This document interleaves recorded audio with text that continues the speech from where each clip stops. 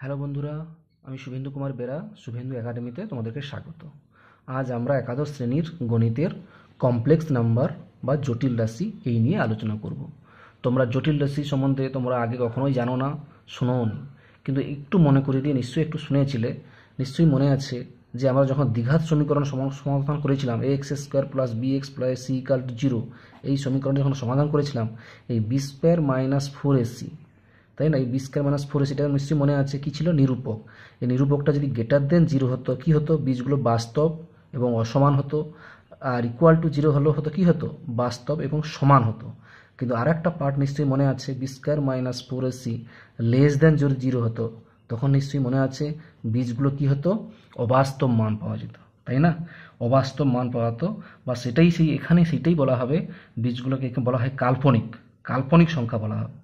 যদি ব্যাপারটা কীরকম আসতো না, রুট ওভার, ধরো রুট ওভার এরকম মান আসতো -3, এর মান তো আমরা বের করতে পারতাম না। রুট ওভার -7 বা রুট ওভার -9, এগুলোর তো মান আমরা বের করতে পারতাম না। এগুলোই হচ্ছে কি এখানে অবাস্তব বা কাল্পনিক সংখ্যা, ঠিক আছে।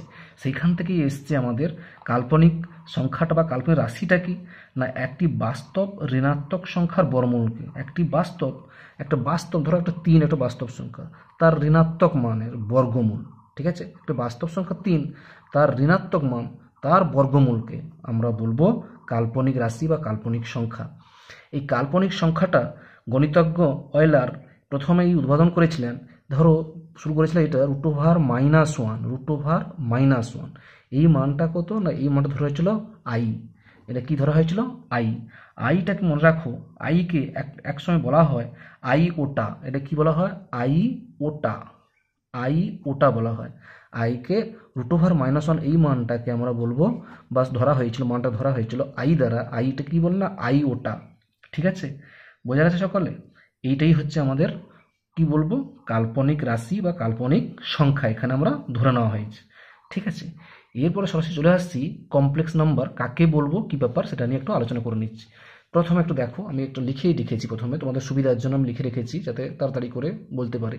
দেখো, দুটি বাস্তব রাশি এক্স ও ওয়াই, দুটো বাস্তব রাশি নিলে এক্স ওয়াই, এর ক্রম যুগল যদি এরকম হয় এক্স কমা ওয়াই, ঠিক আছে, এক্স কমা ওয়াই, নিশ্চয়ই মনে আছে স্থানাঙ্ক জ্যামিতির মতন, এক্স কমা ওয়াই, যদি এক্স প্লাস আই ওয়াই, যেখানে আইটা কি √1 এক্ষুনি বললাম আকারের প্রতীক দিয়ে প্রকাশিত হয়, মানে এক্স প্লাস আই ওয়াই আকারে প্রতীক প্রকাশিত হয়, তবে এই এক্স কমা ওয়াই ক্রম যুগলকে জটিল রাশি বলবো। বোঝা গেছে? তাহলে আমাদের বুঝতেই পারছি যে জটিল রাশি হতে হলে কি করতে হবে না, জেড সমান ধরে নিচ্ছি এক্স কমা ওয়াই, এটা হতে হবে, বা এটা মানেই হচ্ছে এক্স প্লাস আই ওয়াই। ওকে, বোঝা গেছে। এই কোঅর্ডিনেট বা স্থানাঙ্ক আকার বলে লিখতে পারি, নাহলে এক্স প্লাস আই ওয়াই আকারে লিখতে পারি। তাহলে আমরা এটা কি ধরছি দেখো না, আমি ধরে নিচ্ছি জেড সমান, যদি এক্স কমা ওয়াই জটিল রাশি জেড দিয়ে সূচিত হয়, তবে জেড সমান হবে কি এক্স কমা ওয়াই, তাহলে এক্স প্লাস আই ওয়াই, ঠিক আছে। আচ্ছা, এই এক্স প্লাস আই ওয়াই যখন হচ্ছে মনে দেখতে পাচ্ছ এখন দুটো পার্ট আছে, একটা এক্স এর পার্ট আর একটা হচ্ছে আই এর সঙ্গে একটা ওয়াই এর পার্ট, কিন্তু এক্স ওয়াই কিন্তু বাস্তব সংখ্যা, এখানে এক্সটা হচ্ছে বাস্তব সংখ্যা আর ওয়াইও বাস্তব সংখ্যা, তার সঙ্গে যেহেতু একটা ইমাজিনারি পার্ট মানে হচ্ছে কাল্পনিক রাশি যোগ হয়ে গেছে, তাহলে এটা একটা অবাস্তব মান বা কাল্পনিক রাশি হয়ে গেছে, কাল্পনিক রাশি হয়ে গেছে, ঠিক আছে। এই জন্য তোকে বলবো আর ই জেড, মানে এটা হচ্ছে রিয়াল জেড, আর ই জেড, যেটা কি না জেড এর বাস্তব অংশ, এটা জেড এর বাস্তব অংশ কোনটা, এটা বাস্তব অংশ, তাহলে এটা হলো এক্স। আর ইমাজিনারি আই এম জেড মানে হচ্ছে ইমাজিনারি জেড, এটা কি না, ইমাজিনারি জেড হচ্ছে জেড এর কাল্পনিক অংশ কোনটা না, আই এর সঙ্গে যেটা থাকবে এটাই হচ্ছে কাল্পনিক অংশ, এটাকে অংশ, কিন্তু এমনি ওয়াইটা হচ্ছে কি বাস্তব রাশি, ঠিক আছে। এবার খেয়াল করে একটা জিনিস দেখো, বলছে এই জায়গাটায় আমি যদি ওয়াইয়ের মান 0 বসিয়ে দিই, ধরো এই ওয়াইয়ের মানটা এখানে 0 বসিয়ে দিলাম, তাহলে কি হবে না, জেড ইকাল টু কত হবে, এক্স হবে, তাই না।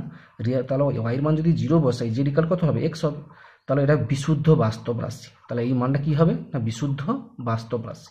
এবং ঠিক একই রকমভাবে যদি এক্স এর মান 0 বসিয়ে দিই, এখানে এক্স এর মান যদি 0 বসিয়ে দিই, তাহলে কত হবে, জেড ইকাল টু হবে আই ওয়াই, জেড ইকাল কত হবে, আই ওয়াই হবে, তাহলে সেটা কি হবে, বিশুদ্ধ কাল্পনিক রাশি। আগেরটা হবে বিশুদ্ধ বাস্তব রাশি, আর যদি এক্স এর মান 0 হয় তাহলে আই থাকা মানেই আমরা খেয়াল করব যেটা কাল্পনিক রাশি, আর যদি এক্স শুধু থাকে তখন সেটা হবে বাস্তব রাশি। বোঝা গেছে?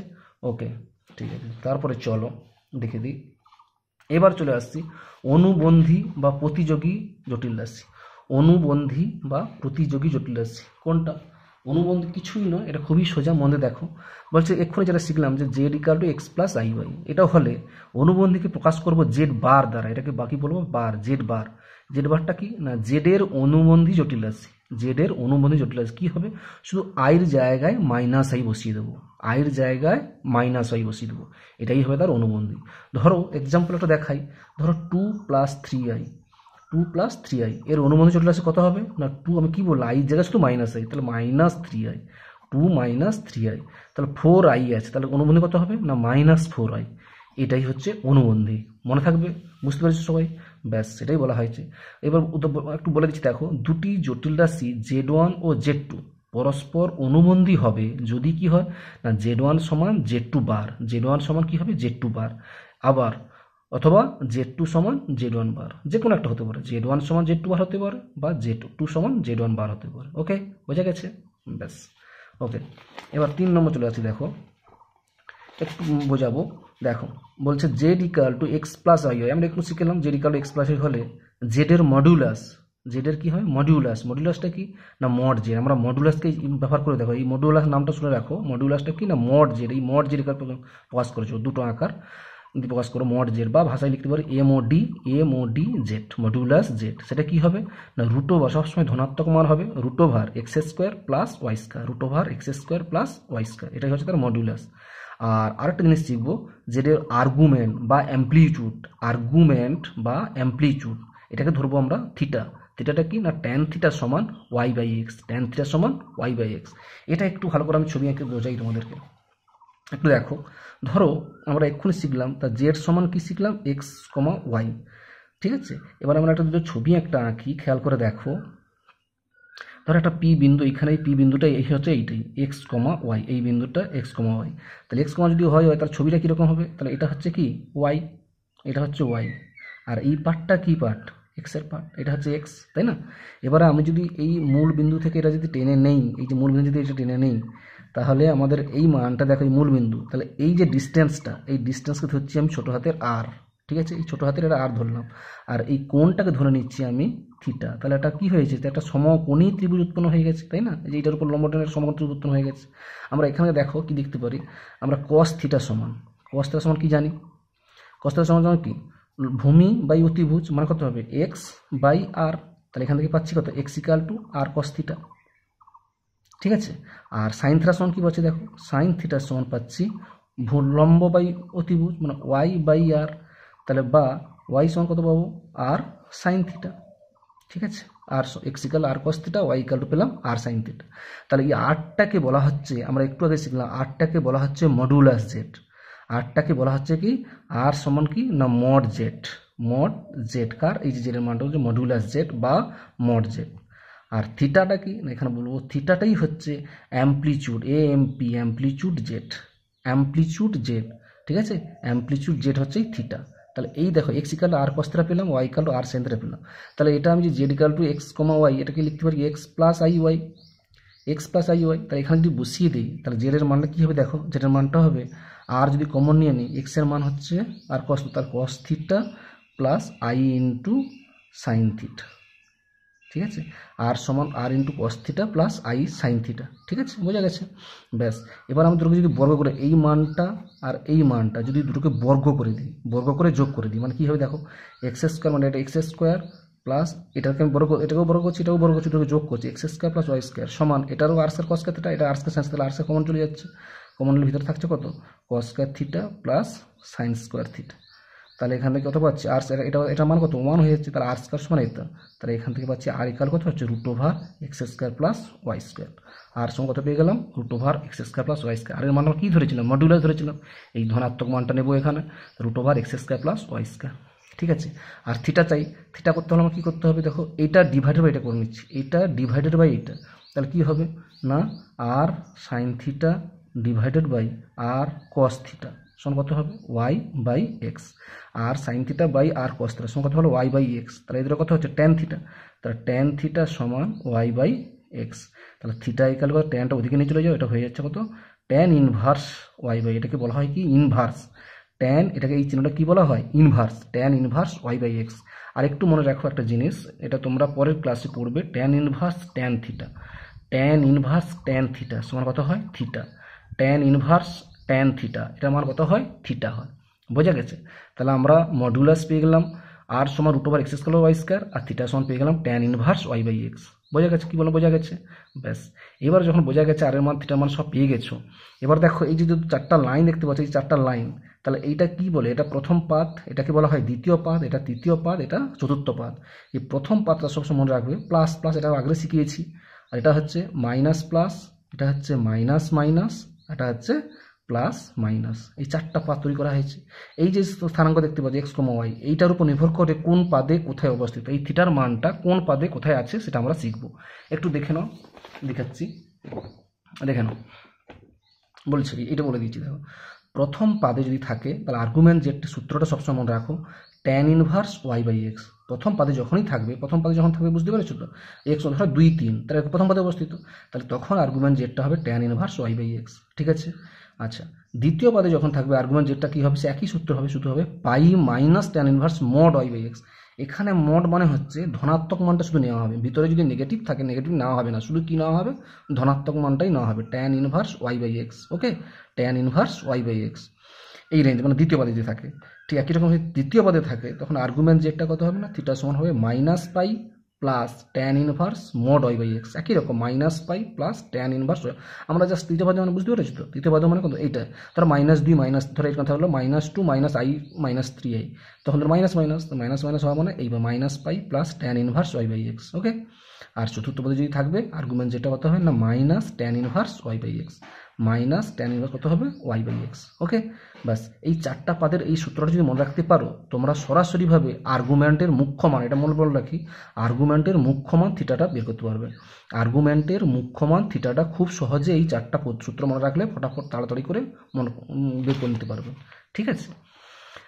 আচ্ছা, ওকে, এবার যেটা এটাও এক্ষুনি দেখালাম যে Z equal R cos theta plus I sine theta কী করে হয়, এটা আমরা দেখালাম। ওই যে ধরে নিলাম এক্স ইকাল ধরে নিলাম, এটাকে বলা হয় মডুলাস অ্যাম্প্লিটিউডের আকার, মডুলাস অ্যাম্প্লিটিউডের আকার বলা হয়। ঠিক আছে? ওকে, এবার দেখো x plus I y equal 0 যদি হয়, x plus I y equal যদি 0 হয় তাহলে কী হবে? এক্সের মান হবে 0 এবং ওয়াইয়ের মানও হবে 0। ঠিক আছে? এক্সের মান 0, ওয়াইয়ের মানও 0। আচ্ছা, এ প্লাস আইবি সমান সি প্লাস আইডি হলে, এ প্লাস আইবি সমান সি প্লাস আইডি হলে এ সমান কত হবে? সি, এবং বি সমান কত হবে? ডি হবে। ওকে, আচ্ছা, এবার মডুলাস, এটা মড চিহ্ন, মডুলাস Z1 Z2 মানে এখানে যাই থাকুন না কেন, কমপ্লেক্স নাম্বার যাই থাকুন, Z1 Z2 যে তিনটা যদি কমপ্লেক্স নাম্বার হয় তাহলে প্রত্যেকের মড মানে তাদের গুণ ফল সমান কি হয়? প্রত্যেক আলাদা আলাদা মড হয়ে যায়, মড Z1 মড Z2 প্রত্যেকটা গুণে হয়ে যাবে। ঠিক একই রকম ডিভাইডেড ক্ষেত্রে মড ধরো mod Z1 by mod Z2, তাহলে এটা কি হবে? আলাদা আলাদা mod Z1 divided by mod Z2। ঠিক আছে? আর এটা নিশ্চয়ই মনে হচ্ছে তো, বার কি বলেছিলাম? বারটা কি বলেছিলাম? অনুবন্ধী বা প্রতিযোগী চলে আসে, তাহলে Z1 বাই Z2 উপরের বার সমান কি? এরা প্রত্যেকে বার হবে, Z1 এর বার হবে, Z2 বারও হয়ে যাবে। ওকে, আচ্ছা, আর দুটো সূত্র শিখে নিই। Argument Z1 Z2, argument Z1 Z2 সূত্রটা কি হবে না, argument Z1 plus argument Z2 এটা হবে। আর এটা কি হবে? আর্গুমেন্ট Z1 বাই Z2 কত হবে না, argument Z1 minus argument Z2, দুটো সূত্র হবে, argument Z1 minus argument Z2। ওকে, আচ্ছা, এবার বলছি একের ঘনমূল নির্ণয় করতে বলেছে। একের ঘনমূল নির্ণয় করতে কী করে বলবো? একের ঘনমূলগুলো হবে 1 ওমেগা ওমেগা স্কয়ার, যেখানে ওমেগাটা কি? ওমেগাটা হচ্ছে -1 প্লাস i√3/2, ওমেগার মানটা হচ্ছে -1 প্লাস i√3/2, আর ওমেগা স্কয়ার হচ্ছে -1 মাইনাস i√3/2, যেখানে কী হবে? 1 প্লাস ওমেগা স্কয়ার কত হবে? তাহলে 0, আর ওমেগা কিউর মান হচ্ছে 1। এটাও আমি একটু একটু ভালো করে দেখিয়ে দিই কী করে হচ্ছে, আমরা ভালো করে মন দিয়ে একটু দেখে নাও। ধরো ওমেগা কি বলেছে, তাহলে কি বলেছে? ঘনমূল। তাহলে ঘনমূল মানে কত? এক্স ধরে নিচ্ছি একের ঘনমূল, ঘনমূল এটা হচ্ছে এক্স ধরে নিচ্ছি এক্স ইকাল টু 1 এর 1/3। ঠিক আছে? তাহলে এক্স কিউ সমান কত হবে? 1 হবে, তাই না? তাহলে এক্স কিউ মাইনাস 1 এর কিউ ইকাল কত? 0। তাহলে তোমার সূত্রটা বসাও, তাহলে x minus 1 into x square plus x plus 1 equal to 0। ঠিক আছে? বোঝা গেছে? এই ঘনমূল বের করছি। আচ্ছা, তাহলে এখান থেকে কী পাচ্ছি? এক্স মাইনাস 1 ইকাল টু 0 একটা পাচ্ছি, আর একটা পাচ্ছি x square plus x plus 1 equal to 0 পাচ্ছি, তাই না? তাহলে এখানে এক্স ইকাল টু 1 পেয়ে গেলাম। আর একটা মানে এখানে দেখো এক্স ধর আছে, সূত্রটি ব্যবহার করে দিই, x equal to -1 plus minus √b square মানে 1 square minus 4ac divided by 2 into a, মানে এখানে এ মানে 1 মনে আছে তো, a x square plus b x plus c. তাহলে এক্স এখানে কত? এ মানে কত? 1, বি মানেও 1, সি মানেও 1। তাই না? তাহলে এখানে সেই মানটা বসিয়ে দিচ্ছি, আর কত হচ্ছে -1 প্লাস রুট ওভার 1 - 4, দেখো এই যে -3/2, দেখেছো? এইখানে সেই মাইনাস ইমাজিনারি পার্ট চলে এসছে। তার জন্য এটা কি করা হয় না, -1 প্লাস রুট ওভার, এই মাইনাস থেকে লিখতে পারি কত -1 গুণিতক 3, তাই না? তা রুট ওভার -1 মানে কত i, তাহলে লিখতে পারি কত -1 প্লাস i√3/2। তাহলে এর তিনটে মান পাওয়া গেল, এক্স একটা 1 একটা পাওয়া গেল, -1 প্লাস i√3/2 এটা একটা পাওয়া গেল, আর -1 মাইনাস i√3/2 এটা একটা পাওয়া গেল। তাহলে এক্সের তিনটে ঘনমূল পাওয়া গেল, এক, এটা একটা, এটা একটা। ঠিক আছে, একটা জিনিস খেয়াল করো, একটা জিনিস তোমাদের দেখাচ্ছি, এটার বর্গ করলে এটা হচ্ছে, বা এটার বর্গ করলে এটাও হবে। কীরকম হোল স্কয়ার করেছি দেখো, -1 প্লাস i√3/2 হোল স্কয়ার করছে, করলে কী হয় দেখো 1 - 2i√3 প্লাস এটা হচ্ছে -3/4, তাহলে কথা হচ্ছে দেখো, এটা ক্যালকুলেট করলে -2 - 2i√3/4, 2টা যদি কেটে নিই তাহলে -1 - i√3/2, দেখেছো এই মানটা চলে আসে দেখো। ঠিক আছে, এই জন্যই আমরা ধরে নেওয়া হয়েছে যে আমি ধরে নিচ্ছি ওমেগা, এই যে ওমেগার মানটা ধরে নিচ্ছি এইটা -1 প্লাস i√3/2, যদি ওমেগা সমান যদি এটা হয় তাহলে নিশ্চয়ই বাকি ওমেগা স্কোয়ারটা কত হবে -1 মাইনাস i√3/2। বুঝে গেছে? বোঝা গেছে কি বললাম, বুঝতে পেরেছো? তাহলে এইভাবে আমরা তার একটা মান কি পেয়েছি ওমেগা। তাহলে ওই দেখো এই যে ওমেগাটা যদি এই ইকুয়েশনের রুট হয় তাহলে কি হবে, এই যে ওমেগার মান যদি এখানে বসিয়ে দিতে ওমেগা কিউ মান কত হবে, তাহলে এখান থেকে পেয়ে যাচ্ছি কি ওমেগা কিউ সমান কত হবে 1, ওমেগা কিউর মান কত হবে সবসময় 1। আচ্ছা, আমাদের তিনটে রুট কি কি পেয়ে গেলাম না, 1 একটা পেলাম, ওমেগা একটা পেলাম, ওমেগা স্কোয়ার পেলাম। ঠিক আছে, এবার আমরা যদি এটা ক্যালকুলেশন করি 1 প্লাস ওমেগা স্কোয়ার করি কত হবে দেখো, 1 প্লাস ওমেগার মান কত, এইটা যদি আলাদা করে দিই তাহলে এটা হচ্ছে -1/2 প্লাস i√3/2, আর ওমেগা স্কোয়ার মানে এটা, তাহলে -1/2 মাইনাস i√3/2। ঠিক আছে, এটা কেটে গেল, -1/2 কত হচ্ছে 1, 1 - 1 = 0, তাহলে 1 প্লাস ওমেগা স্কোয়ার করলে 0, আর ওমেগা কিউর ভ্যালু কত হলো 1। বোঝা গেছে না বোঝা যায়নি? ঠিক আছে, সবাই বুঝতে পেরেছো তো? এইভাবে তাহলে কি একের ঘনমূলগুলো কি হলো না 1 ওমেগা স্কোয়ার, যেখানে ওমেগা সমান কত হলো না -1 প্লাস i√3/2, আর ওমেগা স্কোয়ার সমান কত হলো -1 মাইনাস i√3/2। ওকে, তাহলে আমরা এই রিলেশনগুলো সব পেয়ে গেলাম। তাহলে এই রিলেশনগুলো দিয়ে বা এই সূত্রগুলো দিয়েই আমাদের অঙ্কগুলো করতে হবে। তোমরা বইতে সৌরেন্দ্রনাথ বইয়ের প্রথম অঙ্কগুলো দেখবে, অঙ্কগুলো ভালো করে দেখবে, এবং যে অঙ্কগুলো করে দেওয়া আছে সেগুলো অবশ্যই ভালো করে দেখবে, ওখান থেকে পরীক্ষায় প্রচুর পড়ে। ঠিক আছে, আমি আজকে জাস্ট 2-3টা জিনিস অঙ্ক করাবো, আর বেশি করাতে পারবো না কারণ সময় খুবই কম। আমরা পরের ভিডিওতে আরও বেশি করে বোঝাবো। ওকে, ঠিক আছে, প্রতিটা অঙ্ক আমরা করবো। চলো আমরা আজকে কিছু একটা অঙ্ক করে নিই।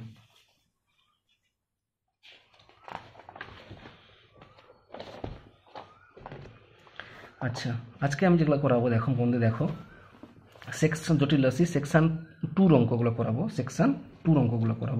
ঠিক আছে, সেকশন 2 অঙ্কগুলো করাবো। দেখে নাও, প্রথমে একের দাগের কোশ্চেনটা একটু খেয়াল করে দেখো, তোমরা যাদের বই আছে বইটা নিশ্চয়ই ভালো করে পড়ো, বইটা পড়লেই কোশ্চেনটা তোমরা পেয়ে যাবে। কোশ্চেনেই বলা আছে প্রথমে সেকশন 2 কোশ্চেন, প্রথম কোশ্চেনে কি বলা আছে, প্রথমে কোশ্চেনটা বলা আছে, বলছে 4 সংখ্যাটিতে তুমি কি জটিল রাশিরূপে বিবেচনা করতে পারো, 4 সংখ্যাটাকে তুমি কি জটিল রাশিরূপে বিবেচনা করতে পারো, যদি তা হয় তবে কেন, এটা বলেছে। তাহলে উত্তরটা হবে হ্যাঁ, 4 সংখ্যাটিকে আমি জটিল সংখ্যা রাশিরূপে প্রকাশ করতে পারি। ঠিক আছে, হ্যাঁ 4 সংখ্যাটা কীরকম, কারণটা দেখো, 4কে আমি এইভাবে লিখতে পারি, 4 সমান 4, মানে 4 সমান 4 প্লাস 0 ইন্টু i, মানে এই আকার এক্স প্লাস আই ও আকার প্রকাশ করতে পারছি। তাই এটা তাহলে কী হয়ে গেল, জটিল রাশির উপর প্রকাশ করা গেল। ওকে, বোঝা গেছে? ওকে, তারপর 2 কোশ্চেনটা কি বলা আছে নিশ্চয়ই দেখো তোমরা, বলেছে এক্স ওয়াই বাস্তব এবং এক্স প্লাস আই ওয়াই সমান -i ইন্টু -2 প্লাস 3i, মানে এটা দেওয়া আছে x plus I y -i into -2 plus 3y, এইটা দেওয়া আছে। এখানটা কী বের করতে বলেছে, এক্স আর ওয়াইয়ের মান বের করতে বলেছে। তোমরা একটু ক্যালকুলেশন করে নাও, -iটা গুণ করে দাও, কেবল কী হবে মাইনাসে প্লাস 2y, আর মাইনাস প্লাসে -3 ইন্টু আই স্কোয়ার গুণ হয়েছে, তার আই স্কোয়ার মানে কত -1, আই স্কোয়ার মানে কত -1 বসিয়ে দিই, তা 2y প্লাস 3 হয়ে গেল। এটা সাজিয়ে নিলে কত হবে, এক্স প্লাস আই ওয়াই সমান কত হলো 3 প্লাস 2y। তা আমরা একটু আগে সূত্রে শিখেছিলাম, কি শিখেছিলাম, a plus a plus i b সমান সি প্লাস আই ডি হলে এ সমান সি আর বি সমান ডি শিখেছিলাম। তাহলে সেইখান থেকে বলছি তাহলে এক্স এর মান হচ্ছে এই বাস্তবের সঙ্গে এই বাস্তব, তাহলে এক্স ইকাল টু 3, আর এখান থেকে আই কাছে কত ওয়াই সমান, এখানে আই কাছে 2 আছে, তাহলে ওয়াই সমান কত 2, তাহলে এক্স ওয়াই বাস্তব। সুতরাং জটিল রাশির সমতা থেকে পাচ্ছি, এটাকে সমতা বলা হয়। তাই এখানে কী পাচ্ছি, এক্স ইকাল টু 3 এবং ওয়াই ইকাল টু 2। ওকে, চলো তারপরে 3 নম্বর কোশ্চেন দেখো। 3 নম্বর কোশ্চেন বলা আছে, দেখো মানে 3 নম্বর নয়, 2 আর 2 বলছে দেখো এক্স ওয়াই বাস্তব এবং এক্স প্লাস আই ওয়াই সমান 5 divided by -3 plus 4y, x plus I y সমান 5 বাই -3 প্লাস 4y, এই আকারে দেওয়া আছে। দিয়ে বলেছে এক্স ওয়াইয়ের মান নির্ণয় করতে বলেছে। ঠিক একই রকম আমরা কি এটা একটু কী করি, এটা একটু ভেঙে নেই, এ প্লাস এই আকারে এক্স প্লাস আই ওয়াই আকারে একটু প্রকাশ করে নেই। করতে হলে কী করতে হবে না, এইটা যেটা নিচেটা দেওয়া এটার অনুবন্ধীদের উপর নিচে গুণ করতে হবে। অনুবন্ধন নিশ্চয়ই জানো যে -3 প্লাস 4y অনুবন্ধী কত হয়, -3, আই জায়গায় মাইনাস এ, তার -3 -4y, তাহলে -3 -4y উপর নিচে গুণ করলাম। আর নিচে খেয়াল করে দেখো গুণ করার সঙ্গে সঙ্গে নিশ্চয়ই মনে আছে তোমাদের সেই করণী করার সময়, তো নিচে একটা সূত্র তৈরি যায় এ প্লাস বি ইন্টু এ মাইনাস বি, মানে এ স্কোয়ার মাইনাস বি স্কোয়ার, তাহলে -3 স্কোয়ার -4y স্কোয়ার, তাহলে -3 স্কোয়ার কত 9, আর আই স্কোয়ার এখানে আছে, আই স্কোয়ার মানে প্লাস হয়ে যাবে, মাইনাস মাইনাস প্লাস প্লাস হয়ে গেলে 4 16, 9 প্লাস 16, তাহলে সাজানো হয়ে গেল কত, উপরে 5 3 15 -5 4 20i, নিচে হলো 25, তাহলে -15/25 -20/25i। ঠিক আছে, এবার যেহেতু বলেছি এক্স ওয়াই বাস্তব সংখ্যা, এখানে বলেই দিয়েছি যেহেতু এক্স ওয়াই বাস্তব, সুতরাং জটিল রাশির সমতা থেকে পাচ্ছি কি পাচ্ছি না, এক্স এর মান পাচ্ছি মাইনাস, এই যে এক্স এর মানটা পাচ্ছি -15/25 একটা, আর ওয়াই মান পাচ্ছি ওয়াই সমান -20/25, কাটার ইকুয়াল হচ্ছে -3/5, এটা কাটার ইকুয়াল হচ্ছে 5 দিয়ে 5 4 20 আর 5 4 25 -7, এইভাবে এই মানগুলো বের করতে পারবো। ঠিক আছে, আচ্ছা লাস্ট আরেকটা অঙ্ক করাবো কারণ সময় খুব কম। 3 নম্বর কোশ্চেনে দেখো বলা আছে, যদি 1 plus I 2 plus I 3 plus i dot dot dot N plus i সমান দেওয়া আছে এ প্লাস আই বি, এটা দেওয়া আছে। দিয়ে এবারে একটা বলেছে প্রমাণ করতে বলেছে 2 × 5 × 10 × এন স্কোয়ার প্লাস 1 সমান কত না এ স্কোয়ার প্লাস বি স্কোয়ার। ঠিক আছে, এটা বলা আছে। তার জন্য আমরা কি করছি, উভয় পক্ষকে মডুলাস নিয়ে নিচ্ছি। আমরা মডুলাস সূত্র শিখেছিলাম, মডুলাস সূত্র কী ছিলাম না, মডুলাসের গুণ সমান কী হবে, এরা প্রত্যেকে গুণ হয়ে যাবে, প্রত্যেককে মডুলাস হয়ে যাবে, তাই না, প্রত্যেকে মডুলাস হয়ে যাবে।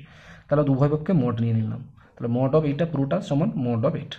ঠিক আছে, তাই এবারে মডুল এই প্রত্যেকটা গুণ আমরা থাকা মানে কি আলাদা করে দিই, তাহলে mod of 1 plus i plus into mod of 2 plus I into mod of 3 plus i dot dot mod of n plus i সমান কত হবে, mod of a plus i b. এবার মডুলাসের সূত্রটা কি, মডের সূত্র কি না root over a square plus b square, তাই এখানে কত হবে রুট ওভার 1 স্কোয়ার প্লাস আইয়ের কাছে কত আছে 1, তো 1 স্কোয়ার, এটা তারপরটা হবে 2 স্কোয়ার প্লাস 1 স্কোয়ার, তারপর হবে 3 square plus 1 square dot dot dot, এটা হবে কত root over n square plus 1 square, আর এই দিকটা হবে সমান root over a square plus b square. ঠিক আছে, ব্যাস হয়ে গেল। এবার কি করলাম, উভয় পক্ষে আমি বর্গ করে দিয়েছি, উভয় কি করলাম বর্গ করে দিলাম। বর্গ করলে কি হচ্ছে দেখো, এখানে কি হচ্ছে দেখো 1, এখানে 1 কত হচ্ছে 2, এখানে দেখো 2 স্কোয়ার 4 1 5, তাহলে 5 3 3 9 প্লাস 1 10, 2 5 10 ডট ডট ডট, এটা হচ্ছে কত এন স্কোয়ার প্লাস 1, তাহলে এন স্কোয়ার প্লাস 1 সমান কত হয়ে গেল এ স্কোয়ার প্লাস বি স্কোয়ার। বোঝা গেছে, এইটুকু প্রমাণ। আমরা পরের ভিডিওতে আরও ভালো করে আরও ভালো ভালো সব অঙ্ক প্রায় ম্যাক্সিমাম অঙ্ক আমি করে দেবো, তোমাদের কোনো চিন্তা করতে হবে না। তোমরা একটু বইটা একটু ভালো করে ফলো করো, আর বইয়ের উদাহরণ যে অঙ্কগুলো আছে সেগুলো একটু ভালো করে প্র্যাকটিস করো। আমি বাকি অঙ্কও পরপর করে পরের ভিডিওগুলো করে দেবো। অবশ্যই চ্যানেলটিকে সাবস্ক্রাইব করে রাখো যাতে তোমরা পরের ভিডিওটা তোমরা পেতে পারো। সকলে ভালো থাকবে, সুস্থ থাকবে, ধন্যবাদ।